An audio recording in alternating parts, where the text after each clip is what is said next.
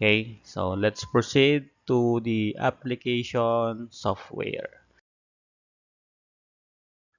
So application software have three types. Number one, general purpose software. Number two, customized software. Number three, utility software. Under general software, we have examples here like the Microsoft Office, WPS Office, and Open Office. Common na ito sa mga mobile devices, yung WPS. Ito yung mga naka-install sa mga mobile devices. Pati na rin sa mga bagong laptop ngayon, ang ni-install nila, aside of the Microsoft Office, kasi binabayaran itong Microsoft Office, merong free version kasi ang WPS, kaya yun ang nilalagay nila. No? Okay, so ano ba ang general purpose? These are the versatile programs used for various tasks, kagaya ng office softwares.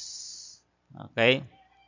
So, ang example nga natin ng Microsoft Office, si Microsoft Excel, Microsoft Word, Microsoft PowerPoint. So, yun yung mga examples natin ng Microsoft Offices.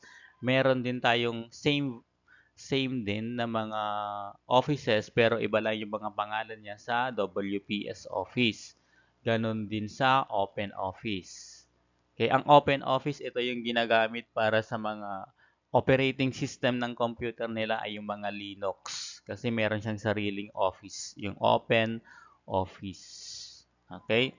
So, yun yung mga example ng mga office softwares para sa application software.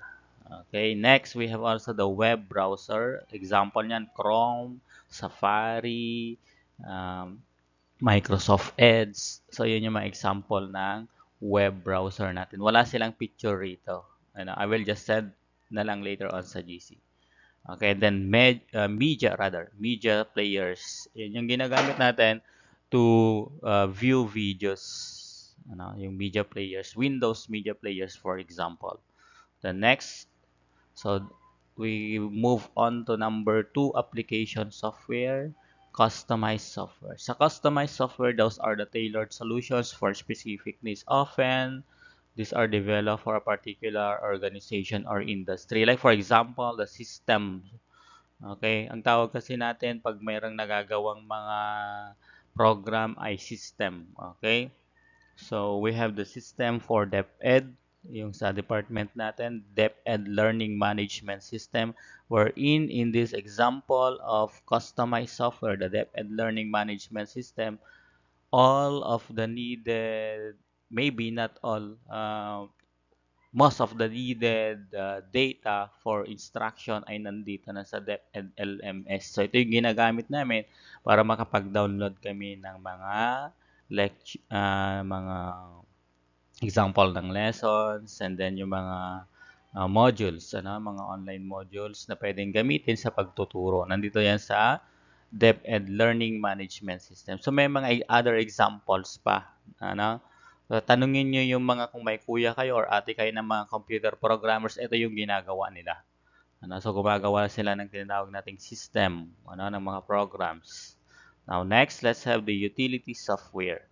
So those are the tools that enhance system performance, manages files, or provide security. Okay, so an example here of a utility software for security purpose is the antivirus software, the McAfee antivirus. Meron pa yung mga Norton antivirus, Avira antivirus, and so on and so forth. So to manage files, we also use the file manager. Ito yung parang folder, file manager. And then for system performance, we also use this cloud. Ngayon meron na tayong cloud.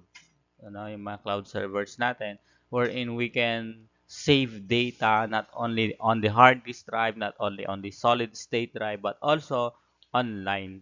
So, pwede tayong mag-save doon. And those are examples of utility software. Next.